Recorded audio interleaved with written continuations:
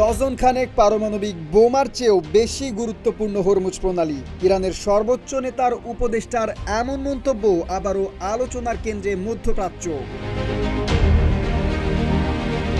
ইরানের সর্বোচ্চ নেতার উপদেষ্টা মহসেন রেজাই বলেছেন, কৌশলগত এই জলপথ ডজন খানেক পারমাণবিক বোমার চেয়েও বেশি গুরুত্বপূর্ণ। তিনি জানিয়েছেন, ইসলামী প্রজাতন্ত্র ইরান যে কোনো মূল্যে হরমুজ প্রণালী রক্ষা করবে।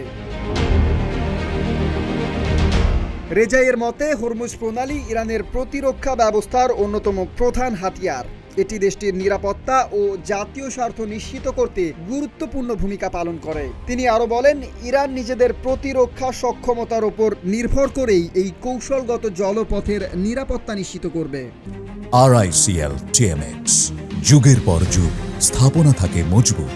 তবে এই মন্তব্য ঠিক এমন এক সময় এসেছে যখন পশ্চিমা দেশগুলো দীর্ঘদিন ধরে ইরানের বিরুদ্ধে পারমাণবিক অস্ত্র তৈরির অভিযোগ করে আসছে। যদিও তেহরান বরাবরই দাবি করছে তাদের পারমাণবিক কর্মসূচি শান্তিপূর্ণ ও বেসামরিক উদ্দেশ্যে পরিচালিত।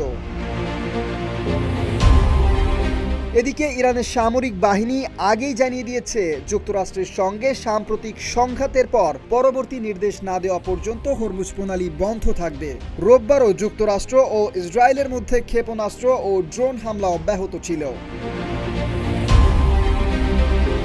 মার্কিন প্রেসিডেন্ট ডোনাল্ড ট্রাম্প যুদ্ধবিরতি সমাপ্তি ঘোষণা করলেও ইরানের সঙ্গে আলোচনার পথ এখনও খোলা রয়েছে। ফলে হরমুজকে ঘিরে উত্তেজনা কোন দিকে যায় সেটি এখন বড় প্রশ্ন।